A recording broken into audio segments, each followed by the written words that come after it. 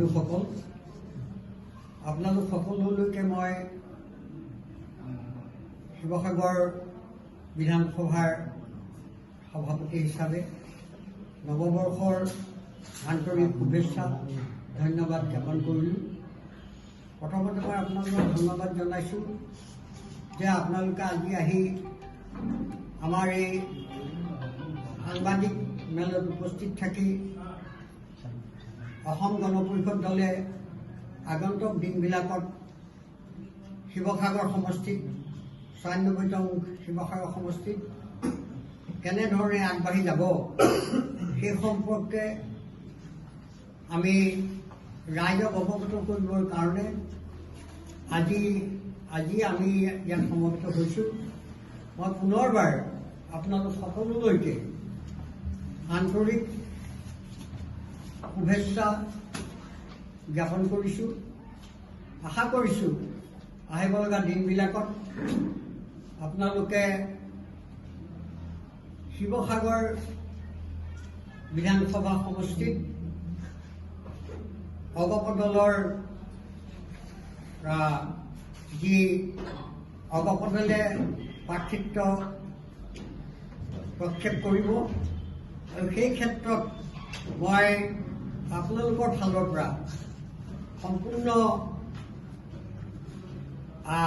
সহায় সহযোগিতা আশা কৰিছোঁ আগন্তুক দিনবিলাকত আমি আপোনালোকৰ সহায় সহযোগ পাম। এতিয়া মই আচল কথাটোলৈ আহিছোঁ যে ইতিমধ্যে আপোনালোকে জানে যে মই বিস্তৃতভাৱে নকওঁ, ৯৬ নং শিৱসাগৰ বিধানসভা সমষ্টি ইতিমধ্যে আমাৰ অগপ দলৰ আমাৰ বৰ্তমানৰ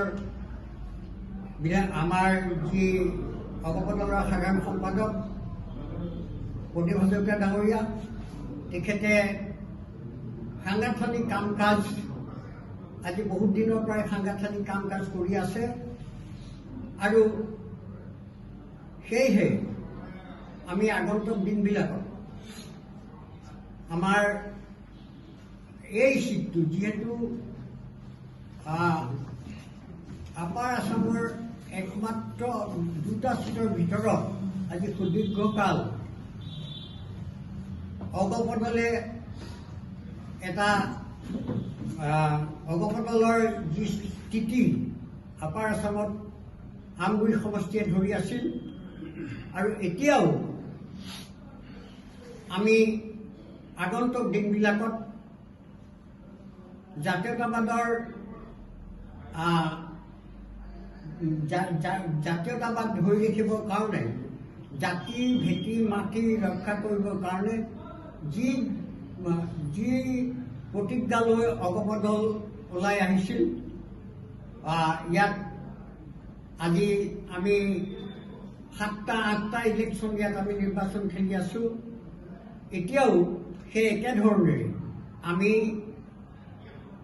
অগপ দলক ইয়াত শক্তিশালী ৰূপত প্ৰতিষ্ঠা কৰিবৰ কাৰণে আমি সাংগঠনিক কাম কাজ আৰম্ভ কৰিছোঁ। আশা কৰিছোঁ, মই দেখিছোঁ যে আমাৰ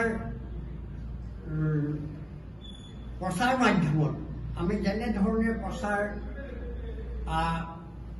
হ'ব লাগে, যে আগতে যেনেকৈ প্ৰচাৰ হয় তেনেকুৱা ধৰণেৰে অগপ দলে অগপৰ ক্ষেত্ৰত হয়তো তেনেকুৱা ধৰণৰ প্ৰচাৰ হোৱা নাই। সেইকাৰণে আমি আজি এই সাংবাদিক মেলৰ যোগেদি আপোনালোকক নিবেদন জনাব বিচাৰিছোঁ যে আগন্তুক দিনবিলাকত ২৬ৰ নিৰ্বাচনত আমি শিৱসাগৰ সমষ্টিত ৯৬তম শিৱসাগৰ সমষ্টিত আমি আমাৰ অগপ দলৰ এজন শক্তিশালী প্ৰতিদ্বন্দ্বী থিয় কৰাবৰ কাৰণে আমি কুচকাৱাজ কৰি আছোঁ আৰু সেই ক্ষেত্ৰত মই আপোনালোকৰ সহায় সহযোগ কামনা কৰিছোঁ। প্ৰাৰ্থী আমাৰ আপোনালোকে জানে অপৰতন্ত্ৰী নেতা এজনেই আছে, যিজনে আজি এইবাৰৰ সৈতে পঞ্চমবাৰ ইয়াত প্ৰতিদ্বন্দ্বিতা কৰি জয়লাভ কৰিছিল। আৰু সেইজনেই মই প্ৰথমতে কৈছোঁ যে আমাৰ নেতা হৈছে প্ৰদীপ হাজৰিকা। তেখেতে এতিয়াও দৃঢ়ভাৱে শক্তিশালীভাৱে সমষ্টিটোৰ কাম কাজ কৰি আছে। আমি বৰ প্ৰচাৰ মাধ্যমৰ যোগেদি কৰা নাই, কিন্তু আমি আপোনালোকেতো জানে ইতিমধ্যে আমাৰ 12টা সমষ্টিত 12টা আঞ্চলিকত আমাৰ নিজৰ স্থিতি আছেই আছে। তাৰ 13টা আঞ্চলিকত আমাৰ নিজৰ স্থিতি আছে আৰু বাকী 13টাতো আমি ইতিমধ্যে কাম কাজ কৰি আছোঁ। আৰু এইকেইটা আমাৰ ওচৰৰে ছাইডতে আছে। আমাৰ যেনেকৈ মগৰহাটৰ পৰা আৰম্ভ কৰি মগৰহাট দিচাংমুখতো আমি সিদিনা এখন জিলা পৰিষদৰ সভা আমি কৰি আহিছোঁ।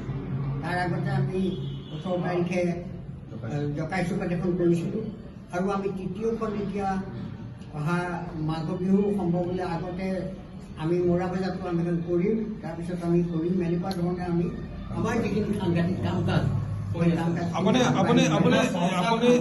চৰ্চাত বিগত সময়ত আমি দেখিছো জিলা সভাপতি ঘন গগৈও টিকটৰ বাবে তেওঁ উচকাচ চলাই আছে। বৰ্তমানেও বহুতৰ মুখত শুনিছো যে ঘন গগৈও হয়তো বিচাৰিব পাৰে শিৱসাগৰ সমষ্টিত নিৰ্বাচনৰ বাবে কৈ থাকে। তেনেস্থলত আপোনালোকে কি বিবেচনা কৰিছে? বিজেপিক চিটটো এৰি নিদিয়ে নেকি শিৱসাগৰ?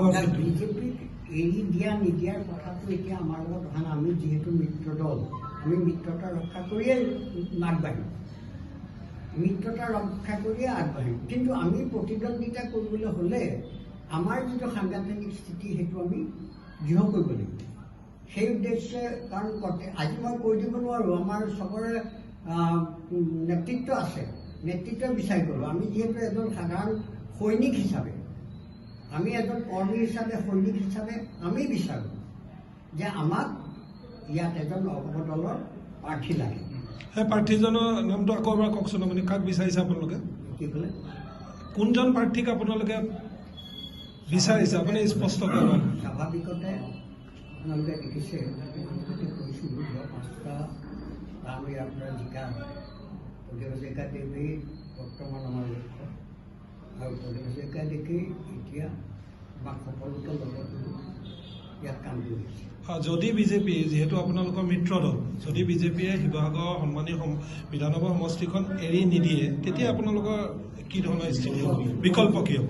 মই এতিয়া এই সাংবাদিক মেলক আপুনি যিটো যদি কৈছে, সেই যদিটো মই উত্তৰ নিদিওঁ এইকাৰণে যে আমাৰ কেন্দ্ৰীয় নেতৃত্ব আছে আৰু কেন্দ্ৰীয় নেতৃত্বৰ অতি সুপৰিকল্পিতভাৱে আমাৰ মিত্ৰ দলৰ লগত কাম কাজ কৰি আগবাঢ়ি গৈ আছে। গতিকে মই আপোনালোকক কৈছোঁ, আমি যিহেতু এজন obedient চলজাৰ, we are A obedient চলজাৰ। গতিকে আমাৰ যেতিয়া স্থিতি ঠিক হ'ব, আমাৰ যেতিয়া সাংগঠনিক স্থিতিটো দৃঢ় হ'ব, তেতিয়া চবে দেখিব নহয়, তেতিয়া ৰাইজেও দাবী কৰিব নহয়।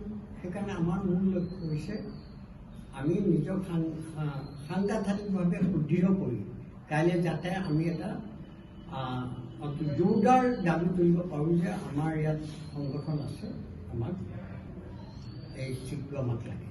আপোনালোকে আপোনালোকৰ দলীয় যি মুৰব্বীসকল কৈ আছে, আমাৰ কমখিনি নহ'লে আমি কেনেকৈ কৰিম? আমি তৃণমূলতো আমাৰ আলোচনা হৈছে, আমাৰ যিখিনি অকণমান আগবাঢ়ি থকা মানুহ আছে, ৰাইজ আছে, কেন্দ্ৰীয় নেতৃত্বৰ লগতো আমি কথা পাতিছোঁ। আজি বহুত দিনৰ আগতে কেন্দ্ৰীয় নেতৃত্বৰ বুলিলে আমি গৈছিলোঁ, জিলায়ো কৈছে। আমাৰ মানৱ গগৈ ডাঙৰীয়া জিলা সভাপতি তেখেত আছে, তেখেতেও কৈছে, তেখেতৰ বক্তৃতাত কৈ আছে যে আমাক এই চিটটো এবাৰ লাগিব। অকল ইয়াতেই নহয়, সেইদিনা আমাৰ ডিব্ৰুগড়ত মিটিং হওঁতে ঘন গগৈয়ে দৃঢ় কণ্ঠস্বৰে কৈ গৈছে যে শিৱসাগৰ চিটটো আমাক এবাৰ লাগিব। জয়তে মই সকলো সাংবাদিক বন্ধু, শিৱসাগৰ জিলা সমিতি অসম গণ পৰিষদ সকলোৰে আন্তৰিক শ্ৰদ্ধা নৱবৰ্ষৰ শুভেচ্ছা জ্ঞাপন কৰিলোঁ। আৰু আপোনালোকৰ জৰিয়তে সমগ্ৰ শিৱসাগৰবাসীৰ লগতে সমগ্ৰ অসমবাসী ৰাইজলৈ নৱবৰ্ষৰ আন্তৰিক শুভেচ্ছা উল্লেখ কৰিম। মই শিৱসাগৰ জিলা সমিতিৰ সভাপতি হিচাপে আমাৰ শিৱসাগৰ জিলা সমিতিৰ অন্তৰ্গত 3টা সমষ্টি আছে, নাজিৰা, ডিমৌ আৰু শিৱসাগৰ। গতিকে 3টা সমষ্টিৰ ভিত্তিতে মই কথাখিনি ক'ব লাগিব। প্ৰথম কথা হ'ল যে বৰ্তমান অৱস্থাত আমি মিত্ৰজোঁটত ভাৰতীয় জনতা পাৰ্টীৰ মিত্ৰজোঁটৰ চৰকাৰ অংশীদাৰ হৈ আছোঁ আৰু 26তো মিত্ৰজোঁট হিচাপে আমি NDA হিচাপে ইয়াত প্ৰাৰ্থিত্ব অসমত আমাৰ দলেও NDA লগত প্ৰাৰ্থিত্ব আগবঢ়াব। কেন্দ্ৰীয় সমিতি নিৰ্দেশ বা কেন্দ্ৰীয় সমিতি যেনেধৰণে নিৰ্দেশনা আহিব সেই হিচাপে আমি কেন্দ্ৰীয় সমিতিৰ নিৰ্দেশ মানি আমি জিলা সমিতি সমূহ সমষ্টি সমিতিয়ে তাক আখৰে আখৰে পালন কৰিবলৈ প্ৰতিজ্ঞাবদ্ধ। যিহেতু আমি কেন্দ্ৰীয় সমিতিৰ নিৰ্দেশ মতে আজি এই মত বিনিময় অনুষ্ঠানটো কেন্দ্ৰীয় সমিতিৰ সভাপতিৰ নিৰ্দেশ মৰ্মে আজি ইয়াত অনুষ্ঠিত কৰিছোঁ। আমাৰ 3টা সমষ্টিত যদি মিত্ৰতা নহয় তেতিয়া 3টা সমষ্টিত আমাৰ প্ৰাৰ্থিত্ব প্ৰদান কৰা হ'ব। আৰু 3টা সমষ্টিতে প্ৰাৰ্থিত্ব অকল এজনে নহয় 2-3জনে প্ৰাৰ্থিত্ব ইয়াত বিচাৰিব। গতিকে শিৱসাগৰ সমষ্টিত প্ৰদীপ হাজৰিকা ডাঙৰীয়া বৰ্তমান বিধায়ক, তেওঁ ফাৰ্ষ্ট প্ৰিফাৰেঞ্চ থাকিবই বা তেওঁ এজন বৰ্তমান বিধায়ক প্ৰাক্তন মন্ত্ৰী। শিৱসাগৰ সমষ্টিত মই টিকেট বিচাৰিম। শিৱসাগৰ সমষ্টিত আৰু 2-3জন মানুহে 2জন সদস্য বিচাৰিব জনাই আছে জিলা সমিতি সভাপতি হিচাপে। সঞ্জীৱ বৰা ডাঙৰীয়াই বিচাৰিব ভাইচ চেয়াৰমেন। ঠিক তেনেকৈ ডিমৌ সমষ্টিত লীলাজ্যোতি ফুকনে বিচাৰিব। লীলাজ্যোতি ফুকনৰ উপৰি আৰু 2জন মানুহ আছে তেওঁলোকে বিচাৰিব। নাজিয়াত পংকজ মহন্তই বিচাৰিব। আৰু তেনেকৈ ধৰণে প্ৰতিটো সমষ্টিতে আমাৰ প্ৰাৰ্থিত্ব বাকী আছে। আৰু কেন্দ্ৰীয় সমিতিয়ে বিবেচনা কৰিব কাক প্ৰাৰ্থিত্ব দিয়ে। এতিয়া কথা হ'ল যে আমাৰ ডিমাণ্ড এটাই থাকিব যে মিত্ৰজোঁট হিচাপে আমি দুবাৰ আমি ভাৰতীয় জনতা পাৰ্টীৰ মিত্ৰজোঁটৰ এই পাৰ্টীৰ চিটটো শিৱসাগৰ চিটটো আমি এৰি দিছোঁ। এতিয়া শিৱসাগৰ জিলাখনৰ ভিতৰত 3টা সমষ্টিৰ ভিতৰত এটা সমষ্টি আমাক লাগিব। এই 3টা সমষ্টিৰ ভিতৰত আমি প্ৰায়ৰিটি হিচাপে শিৱসাগৰ সমষ্টিটো ক'ব পাৰোঁ। যিহেতু শিৱসাগৰ সমষ্টি বৰ্তমান আমাৰ বিধায়ক আমগুৰি সমষ্টি বা যি 13খন পঞ্চায়ত শিৱসাগৰত সংলগ্ন হ'ল, সেইকাৰণে শিৱসাগৰ সমষ্টিটো প্ৰায়ৰিটি 1 আৰু প্ৰায়ৰিটি 2 হিচাপে ডিমৌ সমষ্টিটো আমি জিলা সমিতিৰ তৰফৰ পৰা আমি অন্তৰ্ভুক্ত কৰিছোঁ। আৰু 3 নম্বৰ হৈছে নাজিয়া সমষ্টি। গতিকে এই কথাটো এটা স্পষ্ট যে 3টা সমষ্টিৰ ভিতৰত শিৱসাগৰ সমষ্টিটো আমি প্ৰতিবাৰতে ভাৰতীয় জনতা পাৰ্টীক দি আহিছোঁ। 2বাৰতে ভাৰতীয় জনতা পাৰ্টী ইয়াত জয়ী হ'ব পৰা নাই। বিৰোধী অখিল গগৈ ডাঙৰীয়াৰ পৰা জয়ী হৈ গৈছে। গতিকে এইবাৰ আমাৰ ডিমাণ্ড এইটোৱে হ'ব যিহেতু 13খন পঞ্চায়তক লগত লৈ প্ৰদীপ হাজৰিকা ডাঙৰীয়া শিৱসাগৰ সমষ্টি সংলগ্ন হৈছে। প্ৰাৰ্থিত্ব বিচৰা মানুহ থাকিবই, প্ৰাৰ্থিত্ব গৰাকী থাকিবই, চবৰে আশা থাকে। গতিকে প্ৰাৰ্থিত্ব দিয়াৰ ক্ষেত্ৰত কেন্দ্ৰীয় সমিতি সিদ্ধান্ত ল'ব। তাত আমি আখৰে আখৰে পালন কৰিম। আৰু মিত্ৰজোঁট হিচাপে যদি কালি ভাৰতীয় জনতা পাৰ্টীক প্ৰাৰ্থিত্ব দি অসম গণ পৰিষদক প্ৰাৰ্থিত্ব নিদিয়ে তেতিয়া কেন্দ্ৰীয় সমিতিৰ নিৰ্দেশ মৰ্মে আমি জিলা সমিতিয়ে তাৰ কাম কাজখিনি কৰিবলৈ আমি আগবাঢ়িম। এইটো এটা আমাৰ নীতি নিৰ্দেশনা আমি আগবাঢ়িম। আৰু সেই দলত যদি থাকোঁ আমি দলৰ নিৰ্দেশনাৰ মতে আমি কাম কৰি যাম। গতিকে আমাৰ কথাটো এটাই স্পষ্ট। গতিকে আমি আশা ৰাখিম যে আপোনালোকৰ যোগেদি এটাই আমি জনসাধাৰণক জনাব বিচাৰিছোঁ যে প্ৰকৃততে মিত্ৰজোঁট হিচাপে যেতিয়া আমি অংশীদাৰ হৈ আছোঁ, দুবাৰকৈ যেতিয়া ভাৰতীয় জনতা পাৰ্টীক এৰি দিছোঁ আৰু এইবাৰ কিন্তু শিৱসাগৰ জিলাখনৰ ভিতৰত এটা সমষ্টি আমাক দিব লাগে। First priority Sivasagar. যদি শিৱসাগৰ নিদিয়ে ডিমৌ দিব লাগে, যদি ডিমৌ নিদিয়ে নাজিয়া দিব লাগে। গতিকে এটা সমষ্টি জিলা সমিতি সভাপতি হিচাপে আমি এটা সমষ্টি বিচাৰিছোঁ আৰু আমাৰ সেইটো মাক দিব লাগে। সেইটোৱে আপোনালোকৰ যোগেদি এই বাৰ্তাটো আমি কোৱা হৈছে আৰু কেন্দ্ৰীয় নেতৃত্বই সেইটো সময়ত বিবেচনা কৰিম বুলি কৈছে। যদি মিত্ৰতা আপোনালোকক বিজেপিয়ে আসনখন প্ৰাৰ্থিত্ব বিচাৰিব, প্ৰাৰ্থিত্ব মই বিচাৰিম। দিয়া নিদিয়াটো কেন্দ্ৰীয় সমিতিৰ নিৰ্দেশনা। আৰু কেন্দ্ৰীয় সমিতি যেনেধৰণে নিৰ্দেশনা দিব সেই হিচাপে দেখা। কাইলৈ প্ৰদীপ হাজৰিকা ডাঙৰীয়াক প্ৰাৰ্থিত্ব দিলে আমাৰ সম্পূৰ্ণৰূপে আমাৰ দলে সকলোৱে তেওঁক জিকাই নিয়াৰ ক্ষেত্ৰত আমি যিখিনি কৰিব লাগে সকলোখিনি প্ৰাৰ্থিত্ব লৈ কোনো সংঘাত নাই। প্ৰাৰ্থিত্ব বিচৰাটো কাকো বাধা কৰিব নোৱাৰে। গতিকে আৰু হয়তো ওলাব পাৰে, আৰু 2-এজনে প্ৰাৰ্থিত্ব বিচৰাৰ কথা কৈ আছে, ওলাব পাৰে। গতিকে প্ৰাৰ্থিত্ব চবেই বিচাৰিব, প্ৰাৰ্থিত্ব বিচৰাটো নাপাব। কিন্তু 3টা সমষ্টিৰ ভিতৰত প্ৰায়ৰিটি যদি সোধে, আপোনালোকে যেতিয়া সুধিছে 1 নম্বৰ প্ৰায়ৰিটি শিৱসাগৰ সমষ্টিত থাকিব, 2 নম্বৰ ডিমৌ থাকিব, 3 নম্বৰ নাজিয়া। এইটোৱে হ'ল আমাৰ শিৱসাগৰ জিলা সমিতিৰ এটা সম্পূৰ্ণ অভিমত।